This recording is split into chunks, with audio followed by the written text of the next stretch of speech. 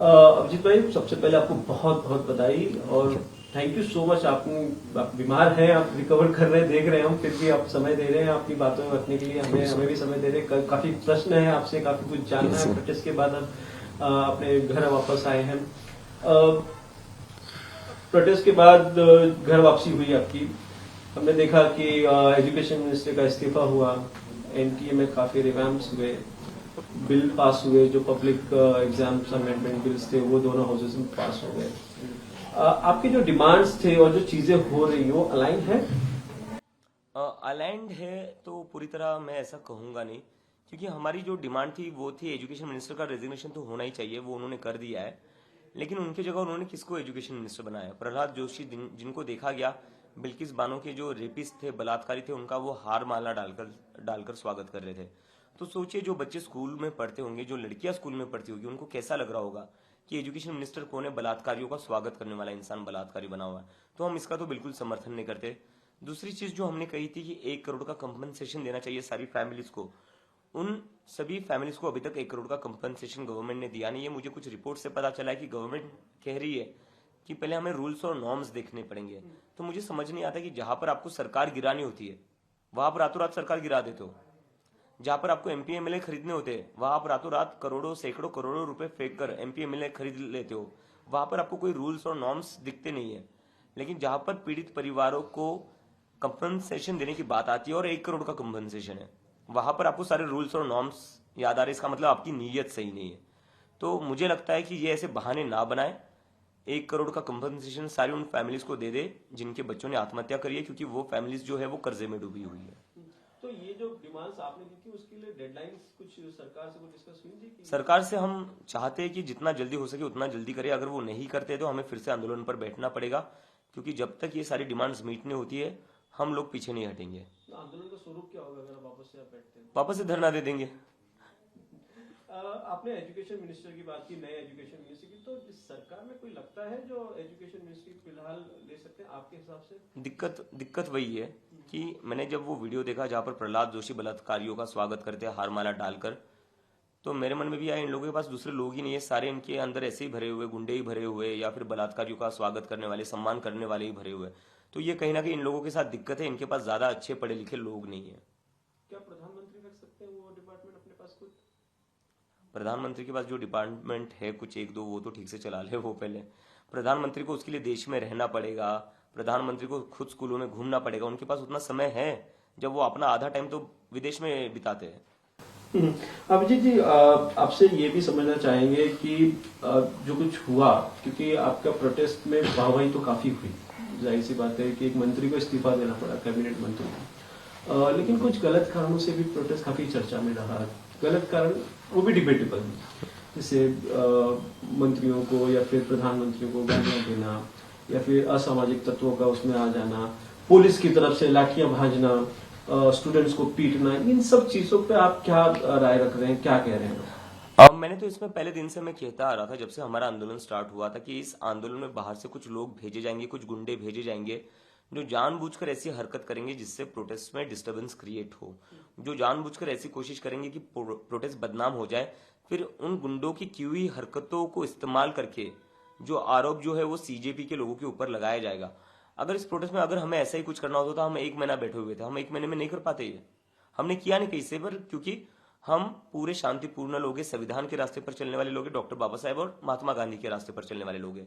ये बाहर से भेजे गए हुए गुंडे थे जिन्होंने ये हरकत करी है, और इन गुंडों की प्लानिंग दिल्ली पुलिस के साथ हो रखी थी। क्योंकि जिस प्रोटेस्ट साइट पर मुझे बिना चेकिंग के पुलिस जाने नहीं दे रही थी, वहां पर पुलिस अब बता रही कि 2100 क्रिमिनल्स खुलेआम घूम रहे थे। तो ये 2100 जो क्रिमिनल्स है वो खुलेआम कैसे घूम रहे थे? पहली बात, किसकी गलती है, किसने इन्हें खुला छोड़ा? दूसरी बात, जंतर मंतर पर जहां पर मेरी बिना चेकिंग के एंट्री नहीं होती थी, वहां पर ये 2100 क्रिमिनल्स बिना चेकिंग के कैसे आए?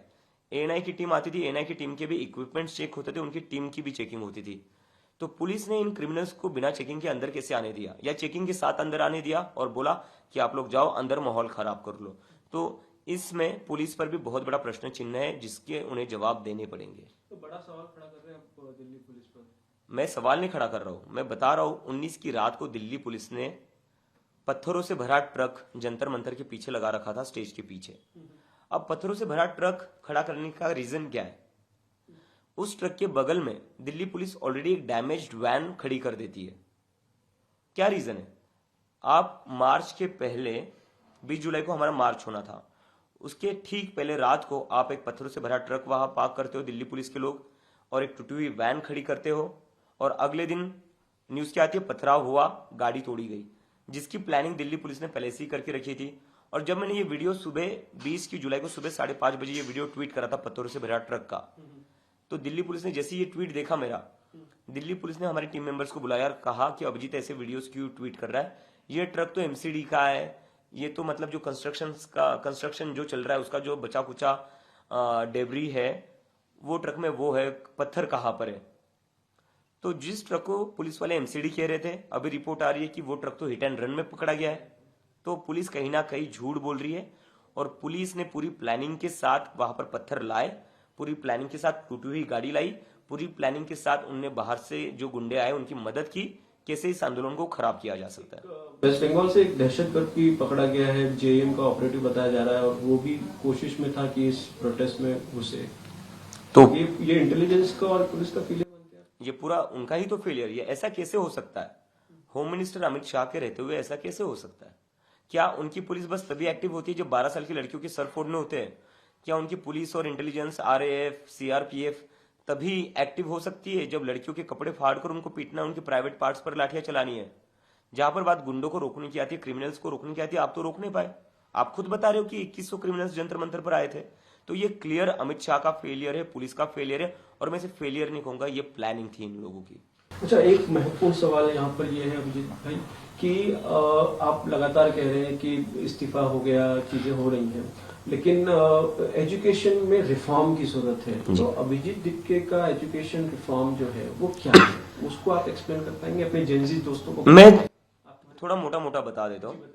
पहली चीज तो इस देश में आज जो एजुकेशन है वो अनअफोर्डेबल बन चुका है, और ये सिर्फ डिग्री की बात नहीं कर रहा हूं मैं। हम बच्चों को अगर फर्स्ट स्टैंडर्ड में भी भेजते हैं, सेकंड स्टैंडर्ड में भी भेजते हैं, वहां पर 1-1, 1.5 लाख की फीस देनी पड़ती है, डोनेशन देना पड़ता है। उतनी माँ बाप की सैलरी नहीं होती है, उतनी उनकी सेविंग्स नहीं होती है जितनी उनको 1 साल की फीस भरनी पड़ रही है। तो वो माँ बाप कहाँ से देंगे? चलो ठीक है, जिनके माँ बाप आईटी कंपनीज में काम करते हैं वो शायद से एक बार को अफोर्ड कर सकते हैं, लेकिन जो लोग 30-40 हजार महीने का कमा रहे हैं वो कहाँ से एक साल का 1 लाख भरेंगे? क्योंकि 30-40 हजार में से महीने का बचता कितना है? घर चलाना होता है, उसका खर्चा अलग से, तो महीने का 5-10 हजार बचेगा। सेविंग कितनी होगी साल भर में? जब इंसान की सेविंग ही नहीं हो रही है 1-1.5 लाख एक साल में, उसमें वो स्कूल फीस कहाँ से भरेगा? तो एजुकेशन को अफोर्डेबल बनाना पड़ेगा, एक्सेसिबल बनाना पड़ेगा, ताकि आपकी इनकम कितनी भी हो, आपके बच्चे को शिक्षा अच्छी मिले। और दूसरी चीज मैं देख रहा हूं कि प्राइवेट स्कूल की इस देश में लूट मचा रखी है। उसके लिए क्या करना पड़ेगा? प्राइवेट स्कूलों की फीस पर तो कैप लगाना ही चाहिए, लेकिन बस वो करके नहीं चलेगा, उसके साथ हमें सरकारी स्कूल अच्छे करने पड़ेंगे। सरकारी स्कूलों का पूरे देश में क्या हाल हो रखा है आज? सारे सरकारी स्कूलों में छत टपकती है, बेंचेस नहीं है, और कितने सारे स्कूलों में तो टीचर्स भी नहीं है। अभी राजस्थान की लड़कियां प्रोटेस्ट कर रही है टीचर्स के लिए कि टीचिंग स्टाफ नहीं है हमारे पास। तो सरकारी स्कूलों पर सरकार को ध्यान देना पड़ेगा। जैसे हर राज्य में, हर डिस्ट्रिक्ट में इन्होंने नोटबंदी के बाद बड़े बड़े हेडक्वार्टर बना दिए, वैसे क्या ये बड़े बड़े सरकारी स्कूल नहीं बना सकते थे? सरकारी स्कूलों पर फोकस करना पड़ेगा, अपने हेडक्वार्टर सब बाद में बना लेना। देश का भविष्य सरकारी स्कूलों से आगे बढ़ेगा। और रिजर्वेशन पर मुझे ऐसा लगता है, रिजर्वेशन अगर किसी अंडर प्रिविलेज बच्चे को शिक्षा मिल रही है तो उसमें गलत क्या है? शिक्षा ज्यादा से ज्यादा लोगों को कैसे मिले, और जो लोग शिक्षा अफोर्ड नहीं कर सकते वो लोगों को शिक्षा कैसे मिले, यही तो हमारा प्रयत्न होना चाहिए ना। कोई गाड़ी बंगला तो नहीं मांग रहे वो लोग, कोई गाड़ी बंगला तो नहीं दे रहे हम शिक्षा ही दे रहे जिससे वो बच्चा, उसका परिवार, वो समाज अपलिफ्ट होगा। उसमें कहीं पर भी कोई गलती नहीं। और हम ये क्यों बोलते हैं कि रिजर्वेशन से सीट कम हो रही है? सरकार से बोलो ना सीटें बढ़ाए, सरकार से बोलो ना और कॉलेज बनाए, सरकार से बोलो ना और स्कूल बनाए। और जैसे रिजर्वेशन के अगेंस्ट लोग बोलते हैं, मैनेजमेंट कोटा के अगेंस्ट क्यों नहीं बोलते? मैनेजमेंट कोटा के ऊपर क्यों नहीं बोलते? मैनेजमेंट कोटा हर कॉलेज में होता है, जहां पर पैसे देकर एडमिशन लिया जाता है, उसके खिलाफ कोई क्यों नहीं बोलता? वहां पर भी तो हक मारा जा रहा है। लेकिन जहां पर गरीबों को शिक्षा मिल रही है उससे किसी को दिक्कत नहीं होनी चाहिए। मैं आपको थोड़ा पॉलिटिकल की तरफ ले चलता हूँ। अभिजीत जी, आप आपने बताया कि आप एक प्रेशर ग्रुप बन के ही रहना चाहते हैं, तो क्या इसका मतलब ये समझे कि आने वाले दिनों में, क्योंकि ये पास्ट में देखा है हमने कि किस तरह आंदोलन करने वाले पॉलिटिशियंस बन गए, पार्टियां बना दी, तो क्या सीजेपी का फ्यूचर क्या है? नहीं, अभी हमारा वैसा कोई ये इंटेंशन नहीं है, क्योंकि इस देश में अभी पॉलिटिक्स का क्या हाल हो रखा है आपने देख ही रखा है। पार्टियां तोड़ी जा रही है ईडी सीबीआई भेजकर, इलेक्शन हो रहे थे, इलेक्शंस में वोट्स डिलीट किए जा रहे हैं। लोगों का तो भरोसा उठ चुका है एक तरीके से पॉलिटिक्स से, क्योंकि लोग कहते हैं कि हम सुबह वोट किसी और को करते हैं, शाम को सरकार किसी और की बन जाती है। हम एमपी एमएलए किसी एक पार्टी का चुनते हैं, शाम को वो किसी और पार्टी में होता है। तो जब इस तरह का माहौल है पूरे देश में, तो जहां पर पूरा पॉलिटिक्स से भरोसा उठ चुका है, वहां पर पॉलिटिकल पार्टी बनाकर करेंगे क्या? मुझे लगता है कि लोगों का जैसा भरोसा उठता जा रहा है सारे इंस्टीट्यूशन से, चाहे वो जुडिशरी हो, चाहे वो इलेक्शन सिस्टम हो, चाहे वो इलेक्शन कमीशन खुद ना हो, और चाहे मीडिया क्यों ना हो, तो कहीं ना कहीं इस देश को अब एक पब्लिक मूवमेंट की जरूरत है, प्रेशर ग्रुप की। बिल्कुल, तो आप प्रेशर ग्रुप बने रहे? जी बिल्कुल। तो जब आप प्रेशर ग्रुप की बात करते हैं, तो क्यों जरूरत पड़ रही है प्रेशर ग्रुप की? क्या अपोजिशन वो काम नहीं कर पा रहा है? क्योंकि हम डेमोक्रेसी में हैं और हमारी डेमोक्रेसी उसमें अपोजिशन भी उतना ही इक्वल इम्पोर्टेंट होता है जितनी सरकारें होती है। तो अभी का जो अपोजिशन वो नाकाम ठहर रहा है? मुझे लगता है कहीं ना कहीं सारे ही पॉलिटिकल पार्टीज, चाहे वो अपोजिशन हो चाहे रूलिंग पार्टी, वो कहीं ना कहीं डिस्कनेक्ट हो चुके हैं, और खास करके डिस्कनेक्ट हुए युवाओं से। इसलिए आपने देखा होगा कि सीजेपी के साथ सबसे ज्यादा युवा जुड़े हुए हैं। और हमारे देश का अगर हम डेमोग्राफी देखने जाएंगे, तो हमारे देश में 60% लोग 35 की उम्र के नीचे आते हैं। इसका मतलब majority of the country is very young and under the age of 35, जिसको कोई भी पार्टी केटर नहीं कर रही है, जिनकी कोई भी बात कर नहीं रही है। और दूसरी एक चीज जो है बेरोजगारी, हमारे देश में जितने बेरोजगार है उसमें से 80% बेरोजगार उनके पास डिग्रीज है। 80% पीपल हैव फॉर्मल डिग्रीज, उसके बाद भी वो बेरोजगार है। तो आज के डेट में हमारे देश में तो डिग्री फायदा नहीं घाटा हो गई है। तो बच्चों को ये लग रहा है, लड़कों को ये लग रहा है, लड़कियों को ये लग रहा है कि यार डिग्री लेकर पढ़ाई लिखाई कर हमने गलती कर दी क्या, हमें तो जॉब्स ही नहीं मिल रही है। तो इन चीजों पर कोई भी ठीक से एड्रेस नहीं कर पाया है। इसलिए मुझे कहीं ना कहीं लगता है कि एक पब्लिक मूवमेंट को इतना ज्यादा सपोर्ट मिला है। ये जो पब्लिक मूवमेंट चल ही रहा था आपका, तस्लीमा नसरीन है, उन्होंने आपके इस आंदोलन को, सीजेपी के आंदोलन को बांग्लादेश में 2024 में जो मूवमेंट हुआ उससे कंपेयर किया है, क्या आप उससे इत्तेफाक रखते हैं? मुझे लगता है कि तस्लीमा नसरीन, क्या नाम है उनका? तस्लीमा नसरीन। मुझे लगता है जो पुलिस ने लाठियां चलाई, सर फोड़ा, पेलेट गन्स चलाई, टीयर गैस चलाए, वो विजुअल्स देखकर शायद से उनको बांग्लादेश की याद आई होगी। क्योंकि स्टूडेंट्स ने तो ऐसा कहीं पर भी नहीं करा है। स्टूडेंट्स ने अपना सर फुड़वा लिया, अपना हाथ तुड़वा लिया, अपना पैर तुड़वा लिया है, और उसके बाद भी स्टूडेंट शांति से बैठे रहे। और स्टूडेंट ने रिस्पॉन्ड कैसे किया? स्टूडेंट्स ने रिस्पॉन्ड किया मीम्स और ह्यूमर के साथ।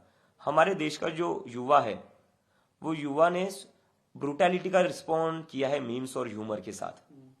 झारखंड में भी कुछ बच्चे प्रोटेस्ट पे बैठे, उनसे बात हुई आपकी, उनकी मांगों को आप सपोर्ट कर रहे हैं? जी, कल रात को ही मेरी उनसे बात हुई, और मैंने उनसे बात की और मैंने उनको पूरा अश्योरेंस दिया उनको कि आपकी जो भी डिमांड्स है हम पूरी तरह आपके साथ हैं, और आप संघर्ष करते रहिए। जैसी मेरी तबीयत ठीक होती है मैं खुद वहां जाऊंगा। अभी क्योंकि मुझे टाइफाइड हो रखा है तो इसलिए मैं ट्रैवल नहीं कर पा रहा हूँ, लेकिन झारखंड में जो प्रोटेस्ट हो रहा है उन स्टूडेंट्स के साथ हम पूरी तरीके से। आरएसएस के एक नेता है, वो कहते हैं कि एंटी नेशनल है सीजेपी का जो पूरा चल रहा है। जिन्होंने महात्मा गांधी की हत्या करी, उस विचारधारा के लोग हमें एंटी नेशनल कह रहे हैं। मुझे लगता है उनको कोई अधिकार नहीं है, कोई मॉरल राइट नहीं है।